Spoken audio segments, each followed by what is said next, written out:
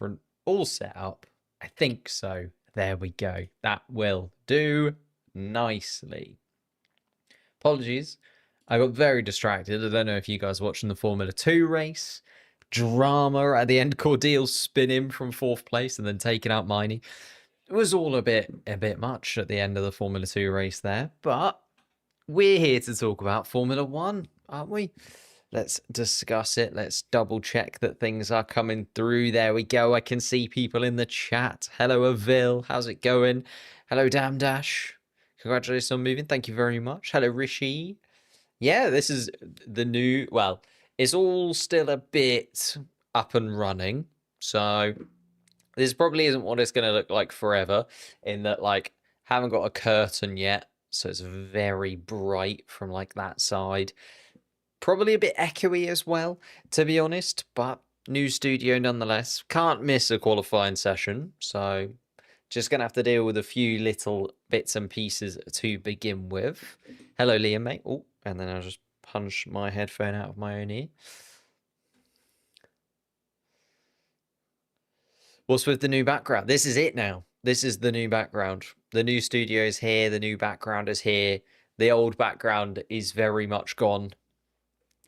We will never see that again. Even though I've still got a few videos that I filmed in that previous background and a few shorts as well that I filmed in that previous background that I didn't have time to edit because I was moving and finding a new job and all that new stuff. So, unfortunately. No chair. There is a chair. I'm just standing to begin with. I can show you the... Would you like to see the chair? There is a chair. But hello. Hello, Antonio. Hello, Sally's in there as well. The members club is in. New studio indeed. New studio. Feels weird. It's on the wrong side. I know. I couldn't. There's a door there. The door is this side now. The door used to be on the other side, so I could get away with it. But I can't put the shelf in front of the door. So, you know, you're getting a real insight into the new studio. This will probably all switch around a little bit as well. I've kind of just thrown stuff on there for the sake of it being on there for a moment. Congratulations. Thank you. Who do you think will get pole position? Feels we've got the Singapore light. The Singapore light is also here. Don't worry. It's just on the floor at the moment.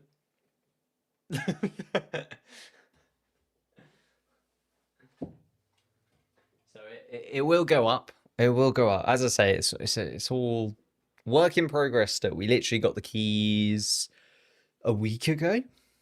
Less than. Something like that. Finishing the set of watch along. Yeah, we do need to do that. Soon as, really. When have we got this Silverstone next weekend? Maybe between Silverstone and Belgium? Is Belgium around 13? I think so. Like the light. Yeah, this is well, it's just natural light at the moment. So will look slightly different.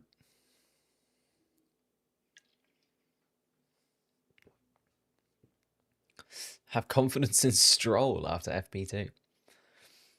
I mean, the Aston Martin looks better. More upgrades to the Aston Martin car as well.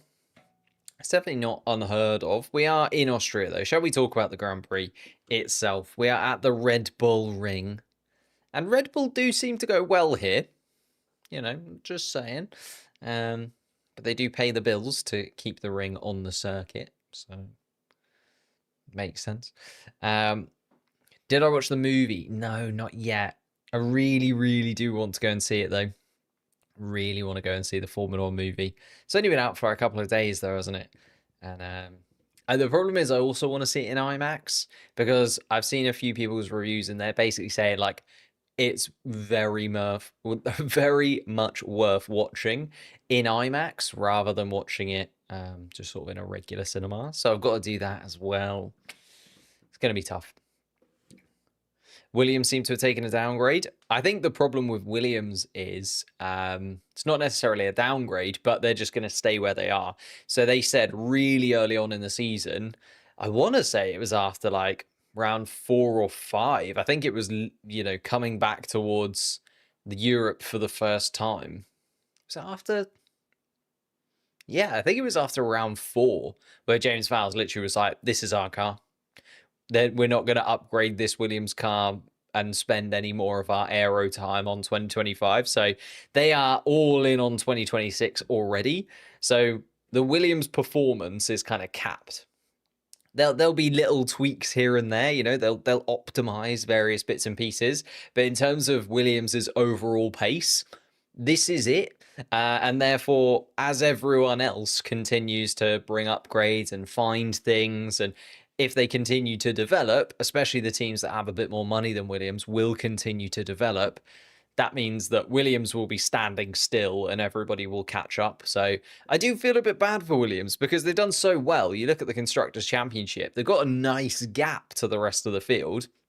And if this was a normal season where they were continuing to develop in the same way that everyone else was, I imagine they'd be just about able to hold on to 5th place. Like, I don't think it would be, or I think it would be a difficult challenge for them. Don't get me wrong. I think Haas, Racing Bulls, Aston Martin, even Stakes Sauber at the minute look like they're going to pick up points consistently.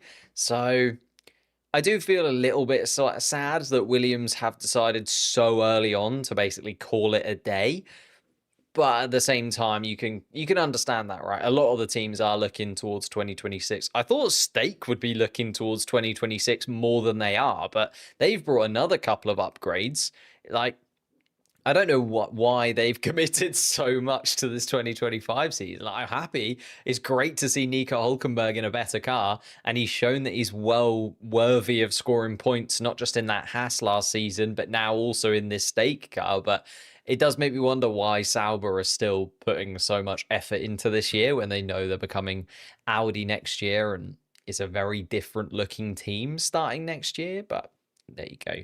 That's what they want to do. Looking towards the top end, of course, McLaren absolutely dominating now. Nearly twice as many points as the next best team in Mercedes. So the Constructors' Championship looks like it's done and dusted. And I think that actually opens up quite a few discussions about the Drivers' Championship, because I think if they were still in the battle for the Constructors' Championship, the team would have to be a lot more involved in obviously what the two drivers are doing. And I think the repercussions of what Lando did in Canada would have been much, much bigger had they still been in a battle in the Constructors. Like, say that Red Bull or Ferrari or even Mercedes were, say, like, I don't know, 20, 30 points behind them in the constructor standings. I think that Lando throwing away those 10 points would have been much more of a discussion point from the team. But actually, because they're so far ahead in the constructors, even though they lost those 10 points and Lando Norris put it in the wall, everybody from the team was just sort of like, oh, well, it doesn't really matter. And Lando just kind of held his hands up and sort of took the blame for it, and therefore took all of the sort of the spotlight onto himself rather than putting it on the team or anybody involved in the team. So it's just a bit strange how every thing in the Constructors' Championship, it seems to be done and dusted already. I know you could argue like Mercedes versus Ferrari for a second place, but at the moment, George Russell just looks so much better than Charles Leclerc and Lewis Hamilton. And I think Kimi Antonelli will do just enough to keep the Mercedes car ahead. I think Ferrari, as much as they're picking up points, they're not picking up enough. And then, yeah, Nick, why does Red Bull have 162 if Verstappen has 155 and Yuki has 10? Because Yuki scored 3 of those points whilst he was still at RB. I think, anyway. Off the top of my head, I want to say that was the case. But that is the points. Yeah, it must have been. So Yuki Tsunoda scored 3 points during his time at RB, and because he was in an RB car, they still go towards that constructor, whereas he's only scored 7 points at Red Bull Racing, and therefore those 7 points go to Red Bull Racing. He's still scored 10 points, but because he's been in 2 different teams, those 10 points are split across those 2 different teams. When does qualifying start? In about 20 minutes time. We're pretty close to the start of the Red Bull Ring, 4 p.m.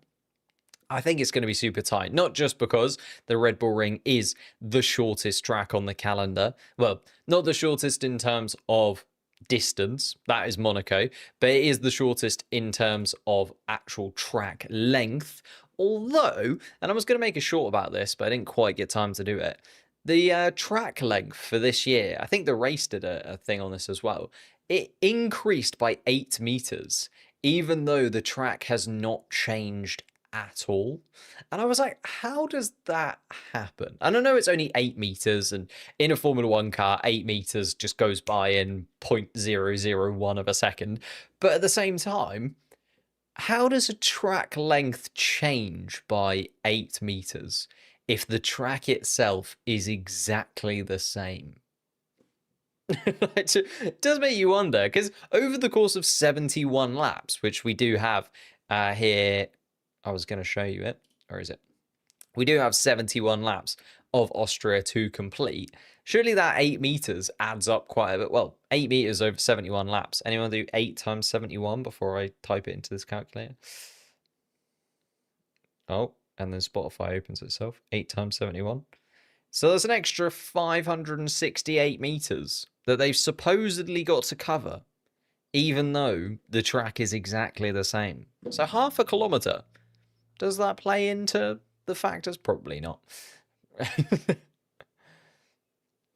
Do I think we will have a new pole sitter today?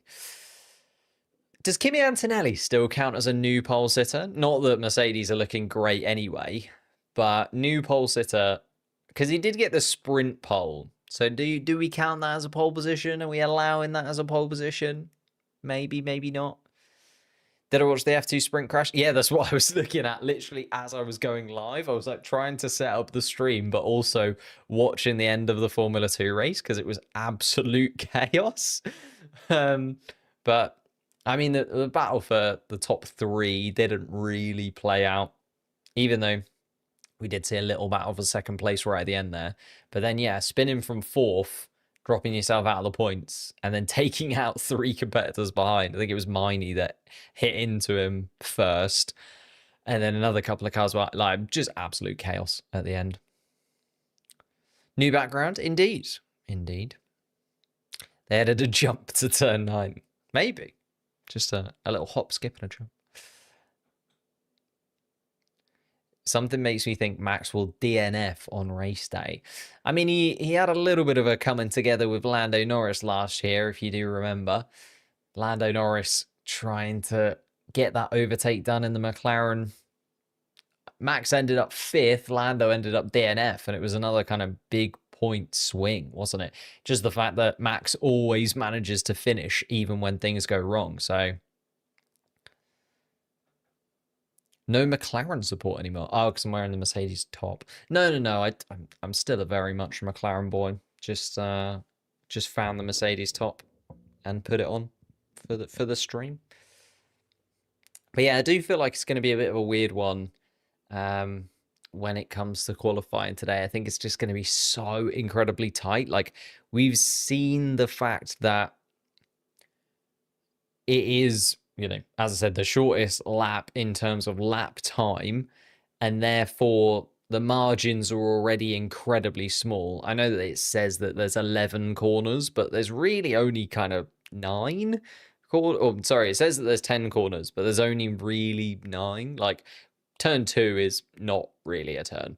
And therefore, it is not a lot of space for there to sort of be that differentiation between the lap times. I know that in FP3, I don't know if the lap times are still there. Yeah, in FP3, we saw quite a big gap. I don't think it's going to be anywhere near that kind of gap when it comes to the actual qualifying times. Like, as much as Lando and Piastri are right there, I think Verstappen looks okay. We know that Charles Leclerc can put together a lap when he's given a car that he's fairly comfortable with, and he seems fairly happy this weekend. I think Russell and Antonelli will be the 2 that really struggle. It's going to get warmer and warmer.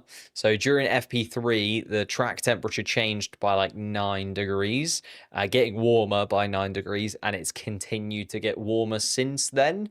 And we saw last weekend in Canada, when you've got those cooler conditions, the Mercedes car is absolutely perfect. Also prefers those kind of high speed, circuits into low speed corners, which you don't really get here. It's very twisty in Austria rather than the sort of chicane and just chicanes, really, isn't it? In Canada, it's like chicane followed by another chicane followed by another chicane.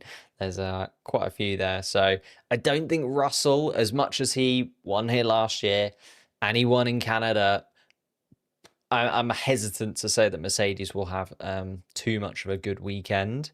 And then, yeah, in the midfield, it looks like an absolute shambles, doesn't it? Like, completely unpredictable. Beyond that, you look at sort of Antonelli backwards in the Drivers' Championship. Williams have stopped bringing upgrades, and everybody else around them is bringing upgrades over the next few races. So Alex Albon, 42 points, but Esteban Ocon only 20 points behind. Over the course of the rest of the season, I think Haas will be able to maybe get there. And if Albon can't continue to put in the performances like he has, because everyone starts catching up to the pace of that Williams, I don't think it's done and dusted yet. I think he needs a few more points on the board, does Alex Albon. But then he has been best of the rest of this season by a considerable margin. So it's fair that he is in that position. But then the absolute malaise behind, you've got Ocon, you've got Hadjar, you've got Hulkenberg, you've got Stroll. I feel like Alonso will join that battle. I feel like Sainz will join that battle. Gasly, I'm not so sure about. Tsunoda, you'd hope, would join that battle. Or in fact, you'd hope that Tsunoda would be able to leapfrog that battle. But he's 32 points off Alex Albon and has not scored many points in his first few races with Red Bull. As we were just saying, he's only scored 7 for Red Bull Racing in the 8 races that he's had with the team. So less than a point per Grand Prix for Yuki Tsunoda at the moment. But then what do Red Bull do? You know, what do they achieve if they get rid of Yuki Tsunoda? Not a lot, really, I guess. Praying for Williams. What do I think of Ferrari's pace this weekend? Much better. I think Ferrari will be, well, it's looking like Ferrari will be ahead of Mercedes, but Ferrari this season have been maybe the most unpredictable of that top 4. We were all expecting Ferrari to be properly in the title battle right at the beginning of the season. That's just not happened by any stretch of the imagination. Whether or not they'll be able to do it this weekend. Charles Leclerc, 32 points off George Russell. It's quite a big ask, considering George Russell has been nigh on perfect this season, I would say. I can't pick out a particular race off the top of my head where I think Russell has been devastatingly sort of bad. I suppose you could point out Monaco, but that wasn't his fault.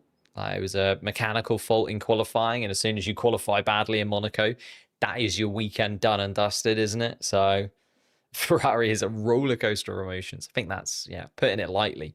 They are all over the place when it comes to this season. Hamilton was already talking about the fact that, not that they've given up on this year, he didn't sort of put it that bluntly, but he did say that he's very much focused on getting things sorted behind the scenes so that he feels more comfortable inside of the Ferrari team and feels prepared for 2026. So Hamilton is already looking at next year, and we're not even halfway through his first season with Ferrari. So that gives you a little bit of a hint as to how Lewis Hamilton is feeling about his opening stint with the Ferrari team. I think it's good that he's now ahead of Antonelli, at least at Mercedes. Like, I think if Lewis Hamilton finishes behind Kimi Antonelli in the standings, that could be a pretty bad look for him. Although Kimi Antonelli did get pretty unlucky in that triple header, you know, Imola, Monaco, Spain, should have been a lot more points for Kimi Antonelli than it was. I know that there was couple of races that weren't his fault at all. One race that was his fault, I guess. But all 3 of those races went pretty much as bad as they could possibly go. So Kimi Antonelli, yeah, should probably have more points on the board. Keep an eye on that battle as it progresses.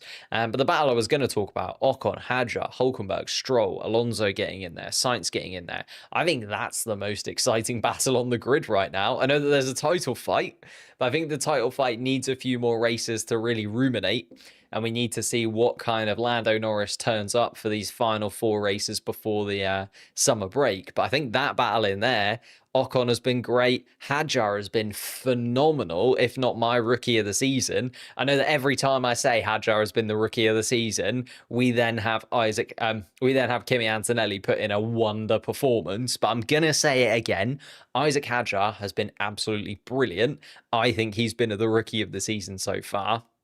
Therefore, I hope he can get ahead of Esteban Ocon. Maybe imagine Isaac Hadjar finishes best of the rest. I know that he's half the points of Alex Albon right now, but it's certainly not impossible for him to get up towards where Alex Albon is.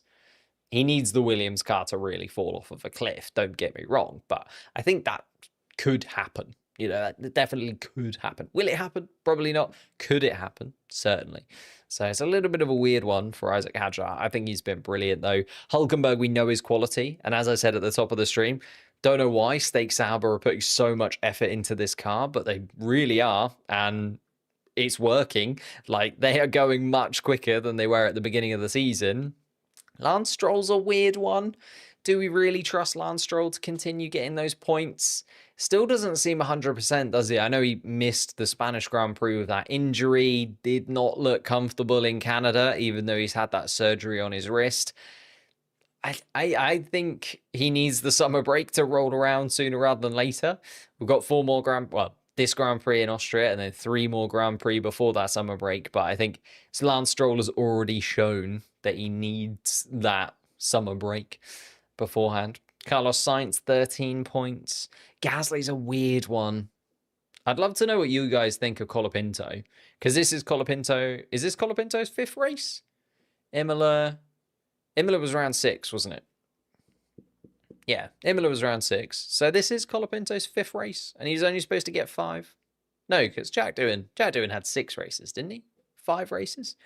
I've lost all momentum in terms. I feel like the 2 weeks since the last Grand Prix have been such a whirlwind. Have barely slept. So forgive me if I'm forgetting really obvious little things. Camera looking crispy. Thank you. I tried to update the settings for the new room.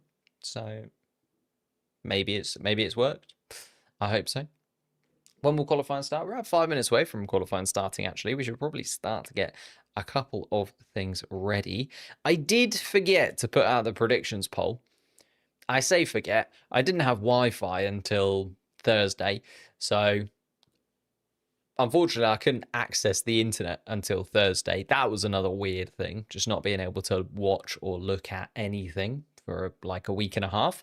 So if you want to get your predictions in, you can get them into the chat right now, because I don't have any predictions from you guys for this Grand Prix weekend so far.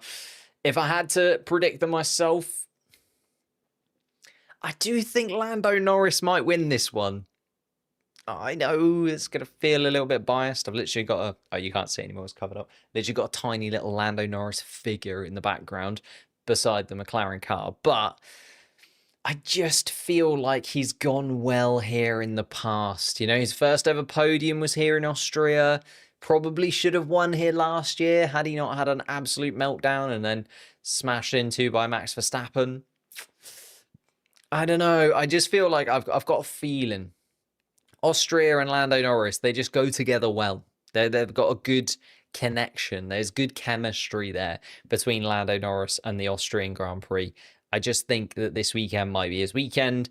Therefore, I'm going to put Oscar Piastri just behind in second, would be my prediction. And then, as I said before, Max Verstappen and Red Bull, they go well here. It's the Red Bull Ring. You know, it's their own track. You'd think that they'd be pretty decent at it. And Max Verstappen is. Like, I feel like this European stint, and I remember talking about this last year, just sort of saying, we get to certain tracks, and it just sort of feels like a Max Verstappen track. And I don't know whether it's because he's quite an old school driver, and the way that he sort of goes about Formula One is very sort of old school, but the way that Max drives, I just feel like he suits these kind of bespoke race circuits. Like, rather than the street circuits and some of the newer tracks on the calendar, like I look at Austria, I look at Spa, and I just think they are Max Verstappen tracks. Like, I just expect Max Verstappen to do well there. Like, the Hungaro Ring is another one. So, for me, I think Max Verstappen's probably going to be on the podium. If not, I'd like to see Charles Leclerc. Didn't Charles Leclerc win here in 2022? So, you know, that season where Max Verstappen and Charles Leclerc looked like they were going to have a title battle before the Red Bull car flew off into the distance. And then we got the 2023 season, the most dominant Red Bull display, well, the most dominant Formula One display we've ever seen. So at least Charles Leclerc got that win before it then all unraveled in 2022. So I feel like Charles Leclerc goes well here as well. Maybe Charles Leclerc's a little bit of an outside shout. Kimi Antonelli did well last time, but I think the Mercedes car kind of suited the track. George Russell, I kind of touched upon. I think that the Mercedes car will just be out of it a little bit. Like, I'm worried a touch about them for qualifying. I think they'll get into the top 10, but if I was going to predict, you know, one of those drivers to drop out of the top 10, maybe Kimi Antonelli would be the one alongside Yuki Tsunoda. Verstappen P8, Kimi P1. I wouldn't be surprised if that was the other way around. But I would be surprised if it was that one. Have I moved house / redecorated? I have loved the new setup. Thank you very much, guys. Appreciate it. Lots of positivity. It's blue. I painted it because it was like bone white and it was really weird, especially if I was wearing anything white. Like, I just sort of blended into the background. So I've gone for blue. Let me know what you think.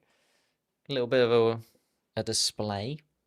I need the Singapore light, though. I'm thinking the Singapore light maybe like up the top, you know, to crown this kind of side of the room. Because if I get rid of the chat and I sort of stand to this side, I feel like that's quite a dynamic, maybe sort of a, you know, if I'm filming a video, little pop-ups on this side, me on this side. Don't know what you think. That was my idea behind it. But obviously for the live streams, I'm in the middle because the chat's there. We need the chat. Best team McLaren, struggle Ferrari? Yeah, I think so. Surprise package is an interesting one. Isaac Hadjar did have a little spin in FP3. Is he a surprise package though anymore? You know, if Isaac Hadjar has a brilliant weekend, is it a surprise package? I don't know. Would be nice if you get floating shelves. Yeah, but then I have to drill into the wall and things like that. That's a bit beyond me at this point in my life. Maybe one day. Maybe one day. Bortoletto looking very quick. Yeah, it would be nice to get Bortoletto some points on the board, wouldn't it? Be really nice to get Bortoletto with some points on the board because you're looking at Bortoletto and Colapinto, the only two that haven't scored points from the drivers that are taking part still. Obviously, Jack Doohan didn't get any points. Whether he'll be back, we'll have to wait and see. Alpine are still in the search for a new team principal. Obviously, Ollie Oakes left. Flavio Briatore is kind of taking the intermediary role, but I think they need a team principal, pretty sharpish. Like, going into 2026, they've got the transition to Mercedes engines. I suppose behind the scenes, like, David Sanchez will be holding down the fort in terms of the engineering side of things, the aerodynamic side of things. But I still think they need somebody to be at the top of the team and start making those crucial decisions, probably before the summer break, although it feels like it's going to be the summer break. How many team principals they have gone through is just ridiculous at this point. I know that Ollie Oakes didn't get fired as such, although it was a little bit weird, wasn't it? His brother was taken in, so he then disappeared, and I haven't really followed what's happened since then to the Oakes brothers, but unfortunate is what I could say from Alpine's perspective. But they need someone else to go in there pretty quick, and they're having a pretty dreadful season so far. Like, they are now bottom of the Constructors' Championship. And again, 2022, this is how Formula One can go. 2022, Alpine beat McLaren by a margin. It was a tiny margin, but a margin nonetheless in the Constructors' Championship. Alpine came fourth, McLaren came fifth. In the 3 years since then, look at the difference. Like, just goes to show that you can be ahead of a team But unless you've got that background, I feel like that's where McLaren have really shone through. Like, they've had that clear setup. Zach Brown, Andrea Stella, the drivers underneath them. They've had a really clear principle. They've had the same team. They've had consistency. They've made crucial decisions at the right time, made it count. And that's why McLaren are now at the top. And then Alpine, who were pretty much neck and neck with McLaren 3 years ago, have just gone down the complete other path, right? They've changed management teams. They've changed engine manufacturers from next year. There's been no consistency. Just absolute crazy. It's baffling to me how McLaren and Alpine can now be top and bottom of the Drivers' Championship, respectively. But at the same time, I just don't get it. I don't understand Alpine. I just really don't. I don't understand what they are aiming for. We're going to have 2 drivers hitting 200 points this race. Oh, that is big talk. Lando, I mean, as the way I predicted it, I do agree. I think Lando Norris will win the race, get 25 points, move himself up into 201. And yeah, Oscar Piastri, likelihood of him getting 2 or more points. So finishing 9th or above. Pretty solid, isn't it? Pretty solid. They're all focusing on next year. Yeah, true. But I think you need a team principal who you're going to have for next year. And Alpine don't have that at the minute. So waiting on that. We are about to get underway, though. Qualifying is set to get underway momentarily. We are looking at Isaac Hadjar inside of that RB car, putting Liam Lawson to shame, really. 4-point scoring finishes for Isaac Hadjar in the last 4 Grand Prix. Before that, an 11th place finish. So it's very, very solid from Isaac Hadjar. Consistency is now coming from the Frenchman, and it's starting to look very, very good indeed. It's crazy that Oscar has almost as many points as Mercedes. I think that just goes to show the dominance of this McLaren car this year. And the fact that, you know, Oscar has won, what, 5 out of the 10 races so far? So it has been very, very comfortable indeed. In fact, outside of that mistake in Australia, the championship would look very, very comfortable for Oscar Piastri at this point, because his teammate would be outside of a win's worth of points. As it stands, 22 points, considering it could have been a lot less than that. What, 12 points after last weekend? 22 points he will absolutely take. Isn't quali starting? It is indeed. There's a little bit of a delay. The track is clear, though. Just waiting and getting ready to go. Yuki Tsunoda, only 1-point scoring finish. And that's the thing, right? Isaac Hadjar scored 4-point scoring finishes in the last 5 races and an 11th place. Yuki Tsunoda, 1-point scoring finish. Ouch. In the last 5 races. Just needs something to go his way, does Yuki Tsunoda. Maybe this can be it. Maybe this can be the difference. Sergio Perez winning 5 races in that second Red Bull seat. Did you see the interview that Sergio Perez had recently? He was very open and honest when he talked about the fact that he thinks Red Bull, well, he said he knows Red Bull are actually basically, I've lost the word. He said that Red Bull are not very happy that they let him go. In hindsight. What's that called? I've lost the word. Basically, he was like, Red Bull know that they've made a mistake. And he was sort of gloating about the fact that actually looks like he didn't do too badly, right? Overall. I have to listen to the Dutch national anthem now, just now to cope. How impressive has Nico been this year? I think very. He's also just been very opportunistic.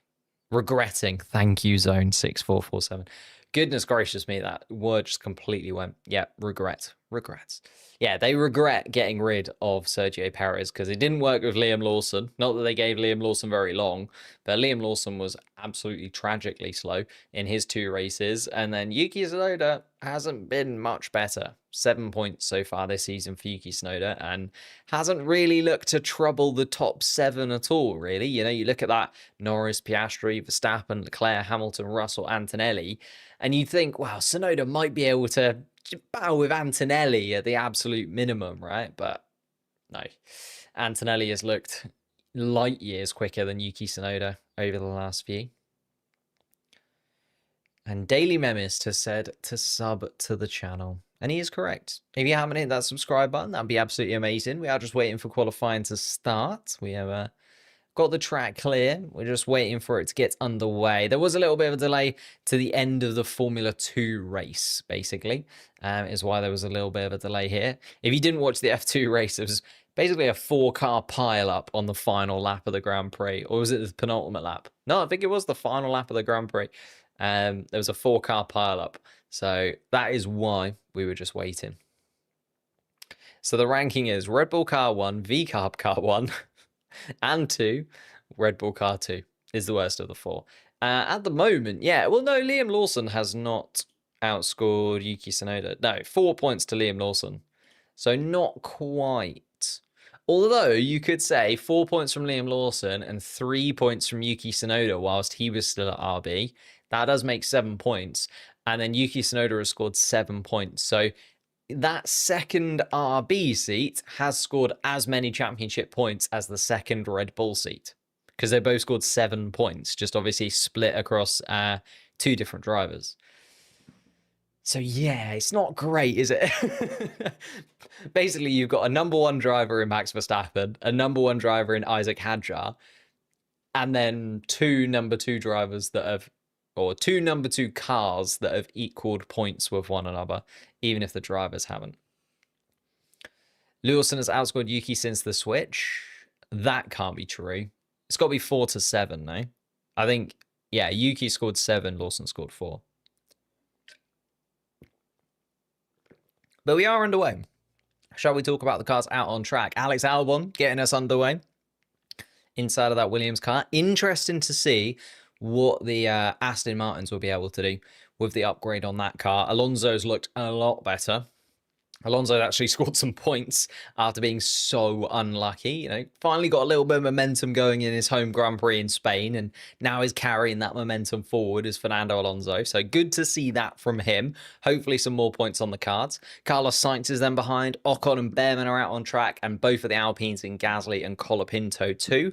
I think a lot of the drivers here will be, one, waiting a little bit later just because they will want to save those soft compound tires. I think it was the RB team. Yeah, it was Laurent Mekies talking about saving some soft compound tires earlier on in the weekend and needing those soft compound tires because it is so tight in these qualifying sessions towards the end of each one. So I think we might see quite a few drivers maybe even just go for a 1-lap qualifying here. It's a big gamble if you do, but it does save yourself a set of soft compound tires for Q2 and Q3. So if you've got enough confidence that you're going to be able to get through Q1 comfortably, you know, we sometimes see it from Norris, Verstappen, those kind of drivers right towards the top that they often just go for the one run, and if it's safe enough, then it's all good.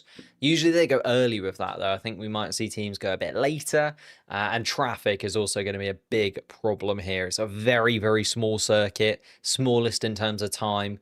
We know dirty air is really killing the cars this year. That's why it's been so difficult to overtake. Even in a track like Canada, where there are overtaking opportunities, people were still struggling to overtake. So I don't think anybody will want to be in the dirty air of anybody else. But here we are. Albon, Stroll, Sainz. Ocon comes across the line to go top of the timing sheets now.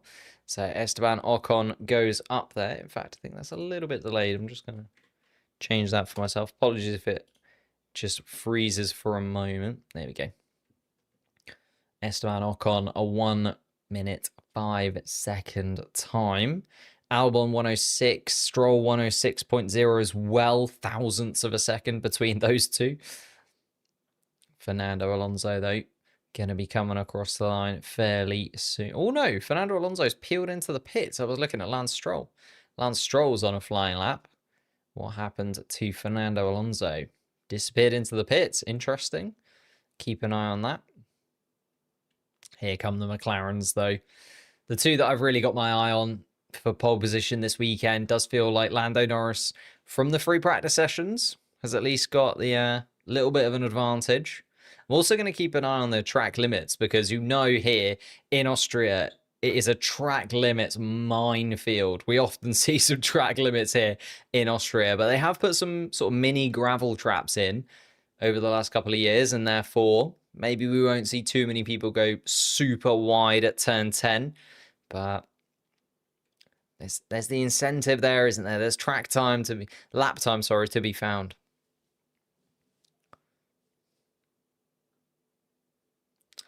Not a Stroll fan, but most of the time the drivers Aston could replace him with wouldn't be worth it. Yeah, they talked about this before. I think Otmar, was it? Might have been Otmar's podcast. He was talking about it, and the fact that Stroll does get quite a hard time, I think, just because he has minus personality. But actually, he's outside of the car, seems very dedicated. But maybe Otmar, talking it up a little bit. Maybe he wants to go back to Aston Martin at some point in the future. Hulkenberg goes to the top of the time sheets. Bortoleto third as well. Finally displaces Ocon. Still a 1 minute 5 seconds though. So those track times are going to come down pretty significantly. Ollie Behrman, the slowest of the drivers so far to have put a lap time in. Lance Stroll slotted into 5th place, but I'm looking at Lando Norris and Oscar Piastri. Max Verstappen has just gone quickest of anybody through that first sector with a 16.3. So through that first sector, those just kind of 2 straights, really. So not too much to take. It's the second sector that is going to pay dividends, and Max Verstappen has a lockup down in towards turn 4 and just loses a little bit of time through there. So... and that's what I mean. So turn 4, 5, 6, 7, 8 are the real clinchers here. It's that middle section where there's time to be found. That second sector is the one to keep an eye on. And Lando Norris has just gone quickest of anybody through that middle part of the lap with a 28.8 through there, a 16.4 through the first sector as well. So Lando Norris looking good to match Max Verstappen as Verstappen goes quickest of anybody with a 1 minute 5 second 0.1 for now. Lando Norris is going to be right on top of that though and goes 0.4 of a second quicker. And that was that Max Verstappen mistake down at turn 4 just seemed to open the door there, didn't it? Lando Norris up into the top spot, 28.8 through the middle sector, 19.3 through the final sector as well from Lando Norris. Quickest in both of those. Charles Leclerc comes across the line to go 3rd fastest in the Ferrari. So it is Norris, Verstappen, Leclerc right now in the top 3. Of course, it is only Q1. We're just looking for those bottom 5 drivers. But for now, there's Oscar Piastri. It's maybe gone for a slow lap, or was that a mistake possibly from Oscar Piastri that then led to him having to take a slow lap? Have a little look at that. Isaac Hadjar does what he does best, slots himself between the 2 Ferraris. Hamilton 3rd, Hadjar now 4th fastest of anybody out there. Antonelli and Russell looking, looking quick, don't get me wrong. I don't think they're going to be like right in the midfield pack or anything like that, but just not quite having the pace of the top teams right now. Antonelli comes across the line 4th fastest. George Russell going a little bit quicker than his teammate through the first couple of sectors by what I can see. And no, goes 7th fastest. George Russell slots in behind Charles Leclerc, Yuki Tsunoda then 8th. And again, the 3rd and 4th fastest Red Bull powered cars in 8th and 9th place.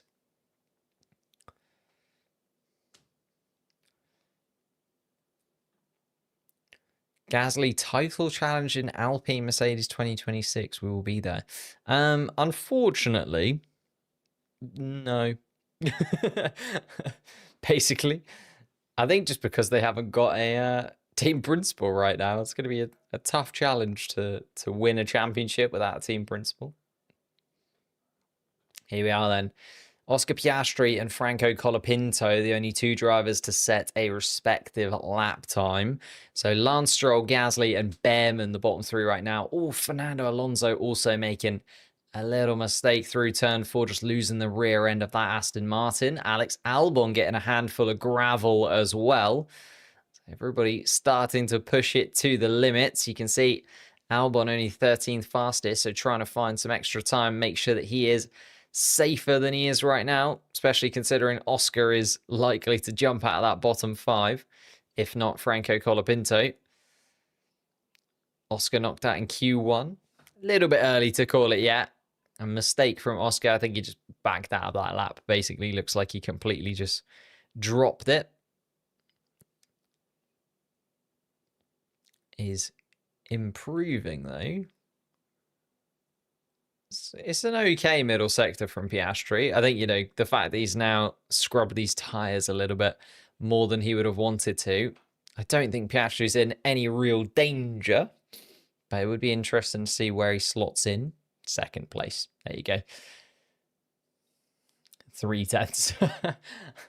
I was looking at his middle sector. I was going, maybe, maybe not. No, yeah. Pretty solid from Oscar Piastri, that, isn't it? Slots into second fastest behind his teammate Lando Norris. Verstappen then third. Hamilton fourth. Antonelli fifth. Pierre Gasly comes across the line to improve on his time. He goes sixth fastest inside of the Alpine car. So that then leaves Bortoleto, Albon, Behrman, Alonso, and Sainz in the bottom 5. Both for the Williamses down in that bottom 5. Saw the F1 movie this morning and finally got some internet. But that is a brilliant Saturday. In fact, like, I'm half debating, is there a possibility that I could go and see the F1 movie tonight? It's an interesting thought that I hadn't thought about until literally just that moment. Did I move? I did. Welcome to the new setup. This is it. It's blue. Gonna have to get used to blue. Rather than, it's kind of a grey white in the last setup. I can't remember what colour I actually painted it. It was like a light grey. Williams returning to heritage. Bring back Nicholas Latifi. Nico Hulkenberg is in 13th place and just watching his onboard right now, improving through the first sector and through the second sector. So looks like he's going to get himself at least higher than 13th for now. What does he need? 0.3 of a second to get up into the top 10. And that would be very, very solid because he needs to get himself safe. Gabriel Bortoleto, his teammate, currently not safe. Oh, and it's a poor final sector from Hulkenberg. Leaves him 13th fastest overall. Here comes Sainz and Gabriel Bortoleto across the line. Hoo-hoo! Take a bow. Current Formula 2 champion. The Brazilian is back. Bortoleto up into 5th place. Carlos Sainz and Alex Albon still running around. Is Carlos Sainz on a flying lap? Yeah, he is indeed. Sainz currently on a flying lap. Nico Hulkenberg ahead of him, though, so a little bit of dirty air. Hopefully for Carlos Sainz's sake, Hulkenberg's far enough ahead that through this twisty bit it won't matter too much. No, I think it's going to be within touch and distance. That's unfortunate for Carlos Sainz, considering when they were running. Albon has luckily got in front of Bortoleto before getting to turn 4.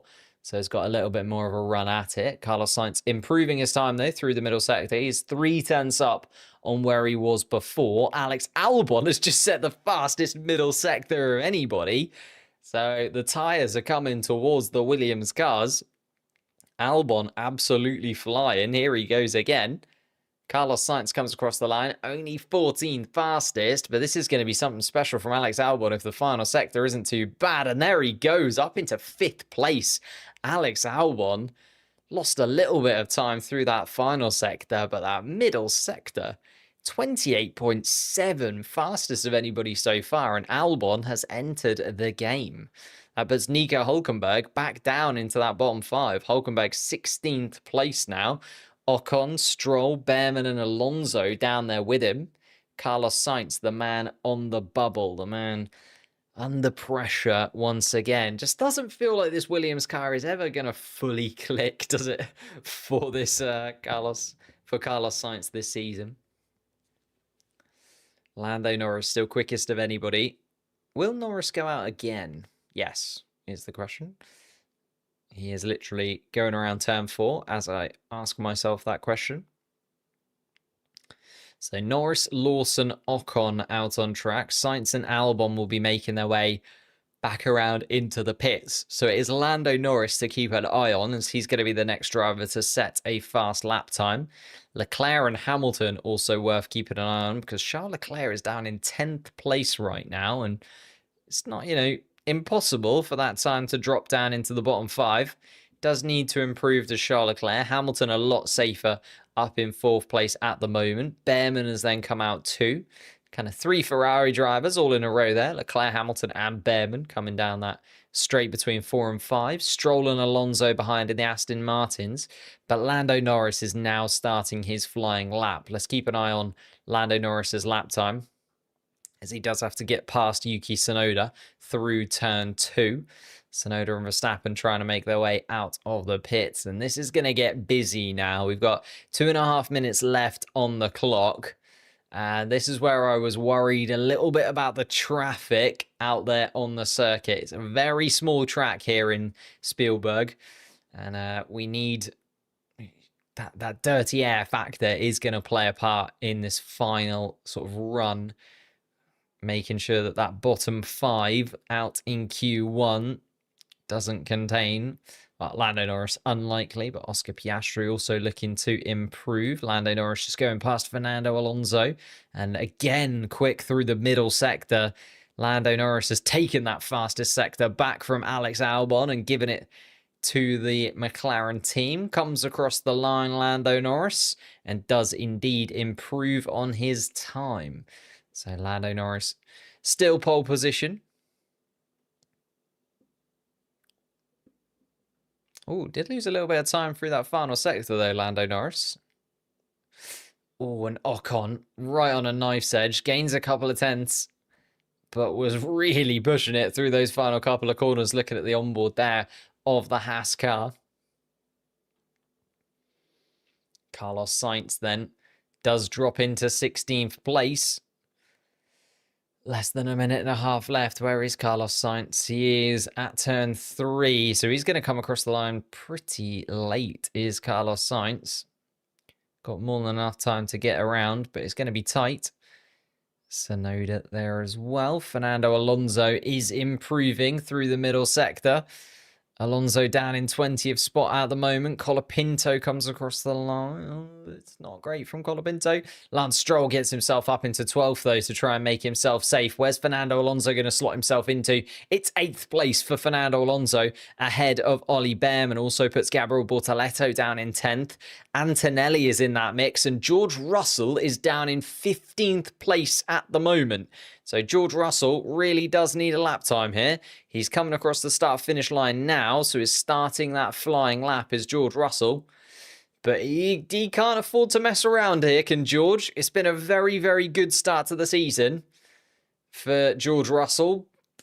Needs it to continue here.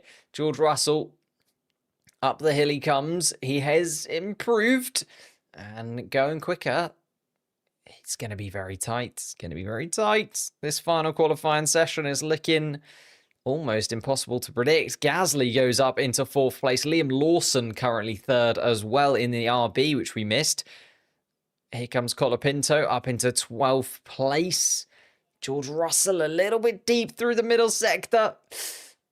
Keeping an eye on him. He's 16th place right now, and he's lost a good chunk of time through that middle part of the lap to Lando Norris. This could be absolute disaster for George Russell if he doesn't get a good final sector. Couple of corners to go for George Russell. 2 right-handers coming your way.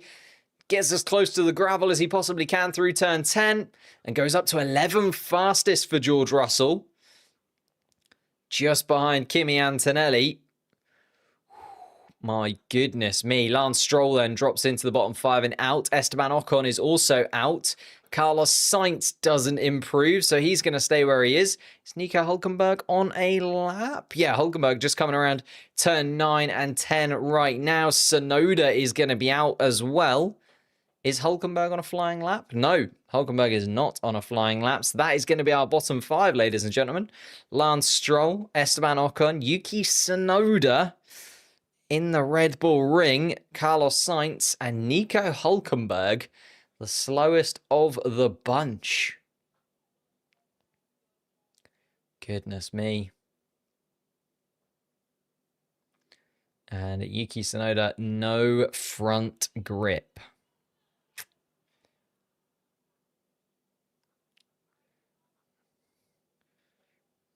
I mean, yeah, he is a quarter of a he's quarter of a second behind his teammate is Yuki Tsunoda, but not good enough. Just goes to show how tight. I know it's a short lap.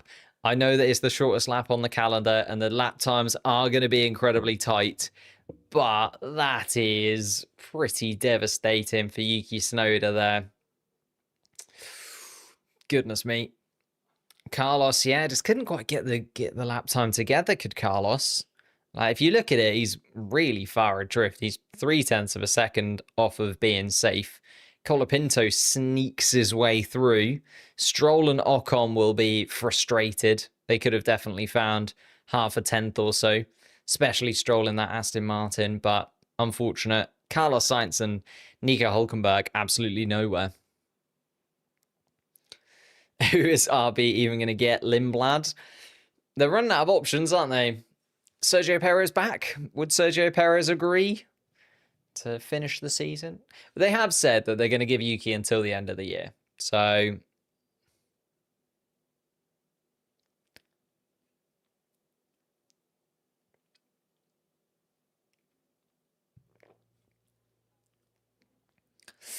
Perez P7 in quali. Yeah, I know. Again, like Sergio Perez said it himself, he thinks that Red Bull are regretting their decision. We all thought it was a good choice, though, right? We all wanted Sergio Perez out. We all looked at Sergio Perez's season and were disappointed in it. But just is the way it is, isn't it? And Sergio Perez now looking like an absolute genius. Like, Sergio Perez is looking like a banging driver right now. But we looked at it a year ago and didn't feel like that was the case. So it's so difficult to track, isn't it? So difficult to predict. And even the thing is, I think Yuki Tsunoda said it himself a few races ago. Tsunoda said, to get pace out of the Red Bull car, you have to drive it like Verstappen.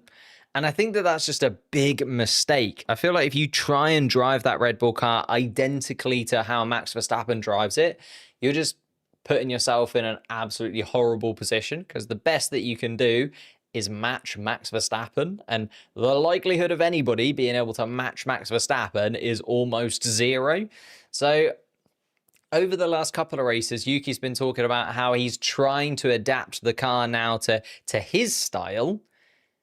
But that also doesn't seem to be working. So I just don't even know what you can do inside of that Red Bull car. You can try and adapt to the car and drive more like Max, but Max drives in such a sort of one-off niche way that it's almost impossible for anybody to match him. And then you can try and adapt the car to you, but if you adapt the car to you, it just loses all balance, loses all grip, and drives absolutely horribly. So I don't know what Yuki Tsunoda can kind of do next, if you know what I mean. And it's a really difficult scenario that he's put himself in.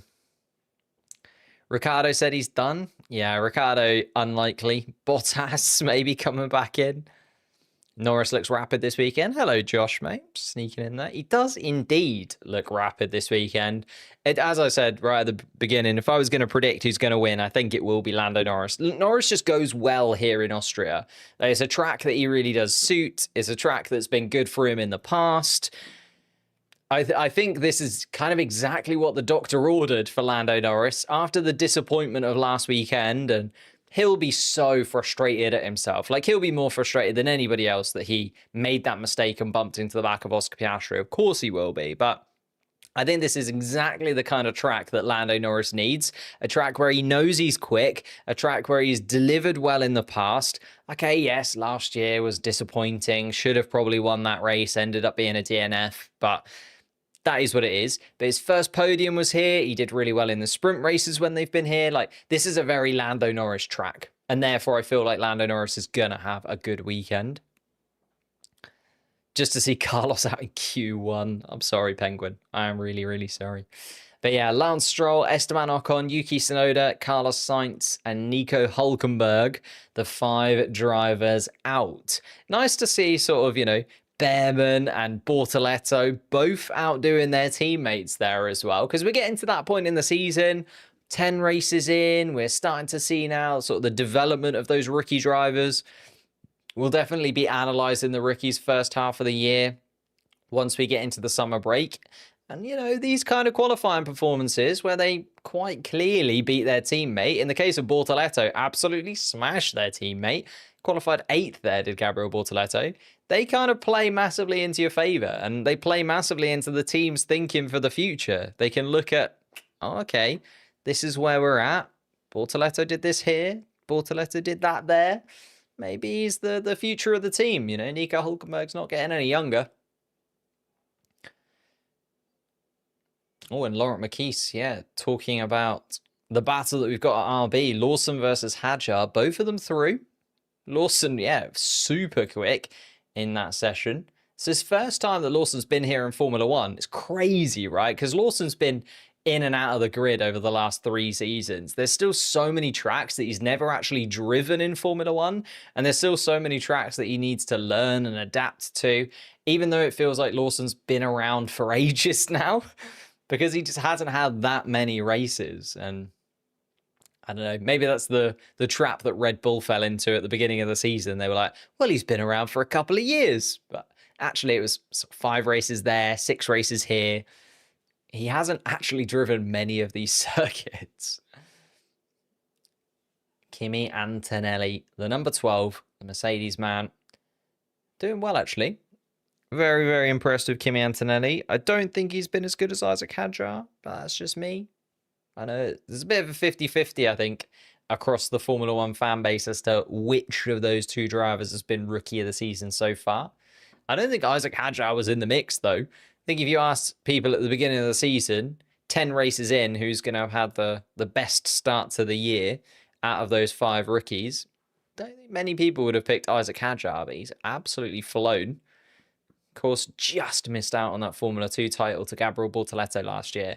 I think that got underplayed a touch because Bortoleto was coming in as the Formula 2 champion. People kind of forgot that Isaac Hadjar did take him all the way to the final race of the year. Okay, a little bit of a choke from Isaac Hadjar maybe in the final race, but is what it is. I've got that Lego McLaren F1 car. It is a good one. It is very, very nice. It was a Christmas gift, I want to say, for myself. Still do need the Singapore light needs to go up though, doesn't it? The Singapore light is missing.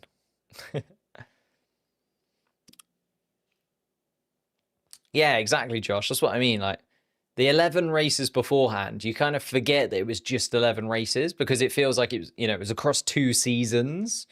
So this being his first full year in Formula One just kind of comes as a shock sometimes. And you go to a track that is so synonymous, right? Austria, we come here every year. We sometimes have sprint races here. Like Austria is just a full stalwart of the calendar. And then you look and Lawson hasn't actually ever driven an F1 car here. And you're like, oh, how? How has that happened?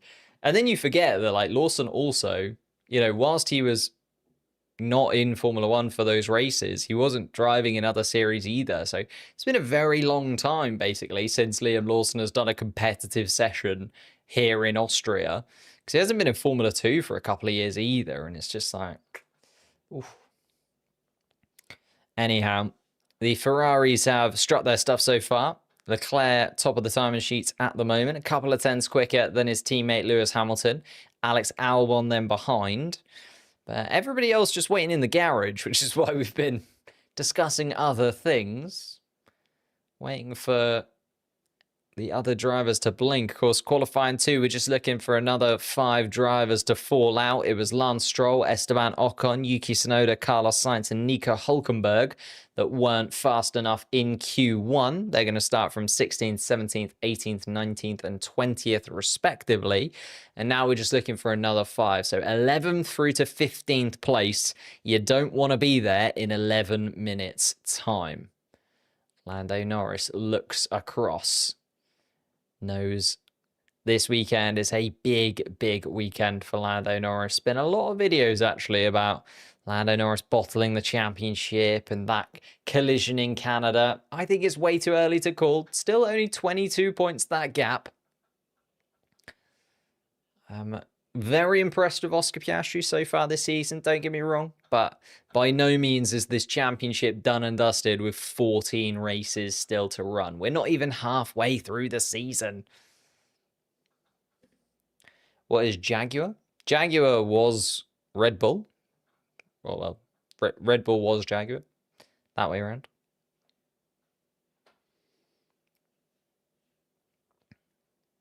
Here we go. We're starting to get some boys out on the track. Isaac Hadjar is going to be next to set a flying lap time. Liam Lawson just behind him. Bortoletto and Behrman. That's a lovely little gang, isn't it? If Gasly wasn't there, we'd have a good chunk of rookies. Hadjar, Lawson, Bortoletto, Behrman, Colapinto, all setting lap times. Bang, bang, bang, bang, bang. So keep an eye on all of those guys coming through. And then we've got a little bit more of a prestigious... The 4-time world champion Max Verstappen behind Colapinto, 2-time world champion Fernando Alonso behind that.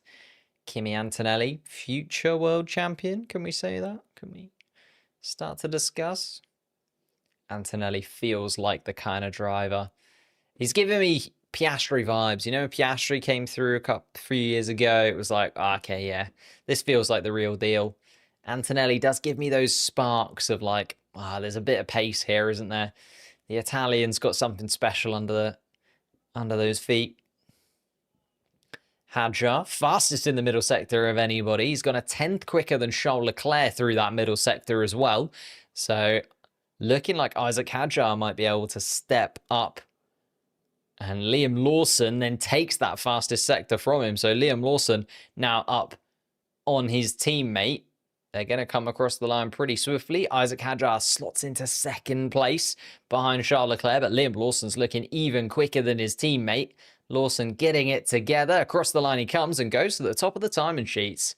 If you're a Lawson fan, take a screenshot now. 1 minute, 5 seconds, 0.2, and the fastest man out there at the moment, with 6 drivers having completed their lap. Gabriel Bortoletto slots in behind. Ollie Behrman only goes 6th fastest as well, so not able to get in and amongst it with the RBs and Ferraris at this moment. Max Verstappen going quick through the first sector. Around the second sector he comes. I feel like the second sector is where it really counts, and Max Verstappen is 0.02 of a second off Liam Lawson. George Russell goes quickest through the first sector of anybody up until Oscar Piastri then comes through the first sector to take the top of that timing sheet. Here comes Lando Norris as well. Fernando Alonso coming across the line very soon. Max Verstappen goes to the top of the timing sheet at the moment, though. Here comes Alonso. He's safe for the moment. Drops Colapinto down into that bottom 5. But Norris, Piastri, Antonelli, and Russell to come. Here comes Antonelli. He goes 6th fastest. That puts Bortoletto in the bottom 5. Here comes George Russell, who was looking rapid throughout the lap. Goes 3rd fastest. Behind Liam Lawson does George Russell, but puts Fernando Alonso into the bottom 5. And Behrman and Albon are surely going to drop in there as Oscar Piastri comes across the line to go fastest of anybody by a considerable margin as well. Half a second quicker than Max Verstappen. That is quite a lot of time that Max Verstappen needs to be finding. And here comes Lando Norris. Quicker than his teammate in the middle sector, quicker than his teammate in the final sector, and quicker than his teammate overall. Lando Norris once again goes to the top of the timing sheets for now. I don't understand what S1, S2, S3 is. Oh, I see. So the lap is split up into 3 portions. The lap is split up into 3 sectors, effectively. So you get 3 parts of the lap. And looking at those sector times, you can kind of judge, oh, okay, if they're quick through the first sector, quick through the second sector, then they'll probably have a good overall lap time. So it just breaks up the lap. It's basically like a mini lap within the lap. They do 3 sectors within the lap. Piastri on fire. Couple of well, a 10th and a half off of his teammate right now. Max Verstappen, 5th fastest at the moment. Both of the Ferraris improved. Charles Leclerc went 3rd. Hamilton went 4th. Does feel like Leclerc might be there and Hamilton as well. Oh my goodness me, that was what it was. Hamilton into the grass as he came across the start-finish line. So would have definitely cost him those 200ths of a second. Oh, and a red flag. I can't see any. Is it the gravel? Ah, there's Lewis Hamilton has spread gravel all over the start-finish straight. So the red flag has come out because there's gravel literally all across the racing line. I was worried there. I was like looking at the cars out on track. I was like, Leclerc, Hamilton, and Albon are still out there, scanning as to which one had maybe made a mistake or put themselves in the wall. But no, it is Lewis Hamilton went across the grass on the outside of turn 10. So he is now, the stewards have now decided actually there's quite a lot of gravel literally on the racing line. So 5 minutes and 42 seconds on the clock, and the red flag has come out. So the session has stopped for the stewards to go out, the marshals to go out there and sweep up a little bit of gravel and just move that off the racing line. Alex Albon has come into the pits. Lovely. So the marshals will be able to go out now and start sweeping that up. It's never ideal for the teams to have a red flag. And you'd be saying, well, it doesn't matter right now, surely, because the teams will, be able to come back into the garage. It won't affect them too much. But I was actually reading up on the tire blankets that they use, and obviously the window that you're allowed. So because of the change in regulations, you're only allowed your tires within the tire blankets for so long. And because you want to ramp up the temperature of the tires to a set specific moment, effectively the teams kind of put the tires in the oven, if you will, at a specific time before qualifying begins. So actually, when you've got something like this and you have a red flag midway through qualifying, all those oven times that they've used for all of those soft compound tires actually just get slightly offset. And the fact that we had a delay from the Formula 2 start, like teams will be kicking themselves right now, basically. They'll be so annoyed that this red flag has dropped because all of that planning that goes into putting the tires into the tire blankets at just the right time and putting the tires up towards their optimal temperature right at that specific point all goes out of the window. So it's weird, but it was such an interesting thing that I was reading about. And the fact that the teams basically kind of predict when they're going to want to go out in qualifying and therefore put the tires in the tire blankets at that specific moment. Did I see the F2 crash? I did. Oh, I did. It was dramatic. Well, it was like a bit of a weird one, wasn't it? Because was it Correa? I've completely forgotten now. I was setting up the stream as I was sort of watching it.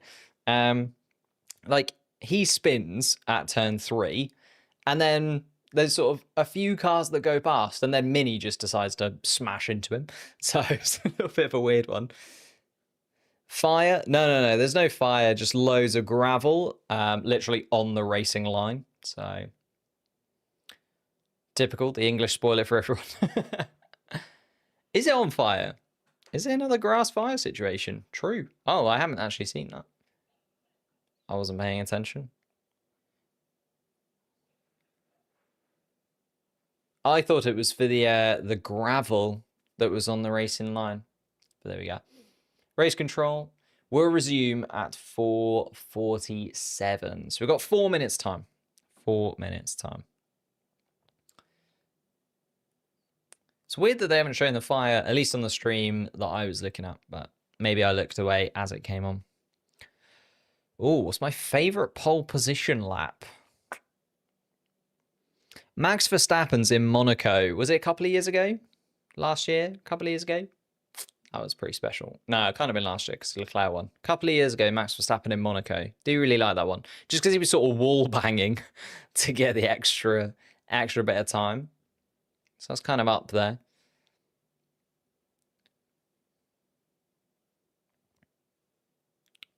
What violation does Colapinto have? I think it was a track limits violation. Antonelli's also got a couple of investigations going his way. Investigation. Failing to follow race director's maximum delta time. I feel like they're all the same. Failing to follow race director's instructions.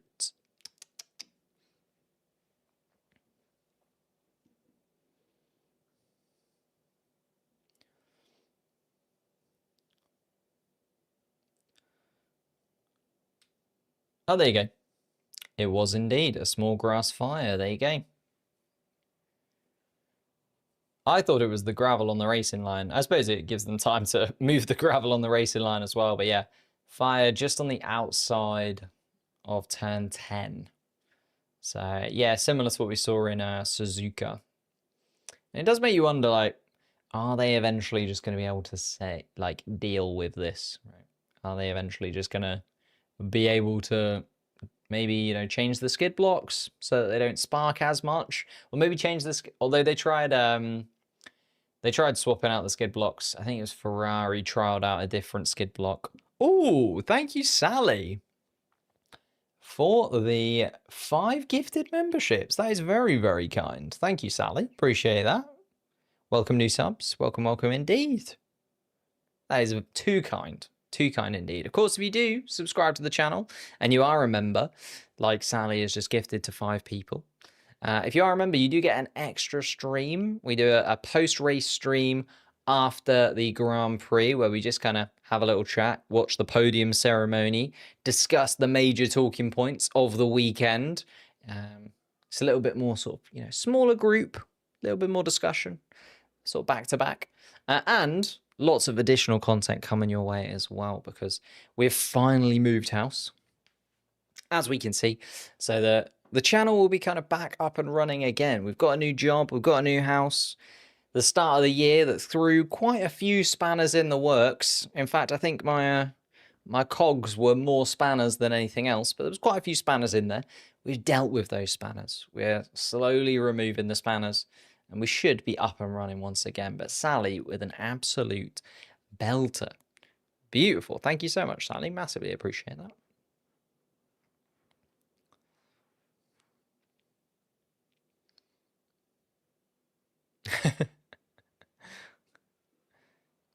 Can someone tell Darth Maul YouTube who crashed? Nobody.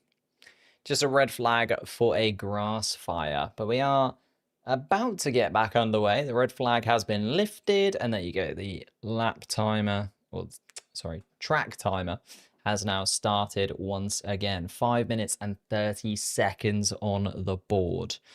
Talking of fire, it is getting very warm in here. Don't know about you, but I'm hot.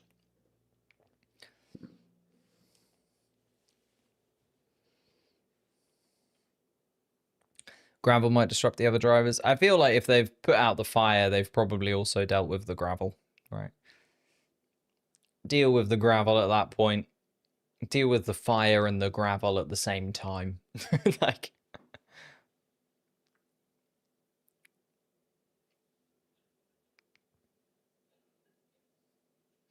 here we go.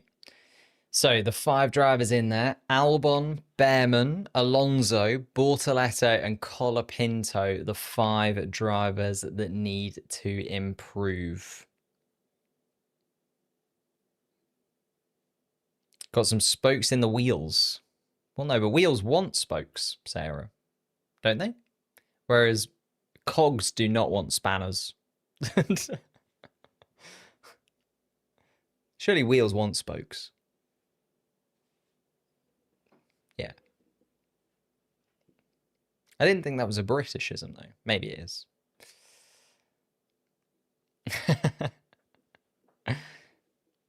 Spanner in the works. Yeah. Unexpected difficulties. So, but here we are then. And the McLarens blink first, although, oof, because they're at the end of the pit lane, although they came out first, the Red Bulls also darted out. Gabriel Bortoletto trying to join the queue as well. Everybody's gone pretty instantly there. Who do I think will be world champion this year? Lucy. It's still too early to call. Still too early to call. Could easily be Piastri. Could easily be Norris. I think Max is still in the mix there as well, you know. George Russell. I've had a couple of people say George Russell, but I think just because the Mercedes car is still so track dependent, I can't see George Russell being right in there.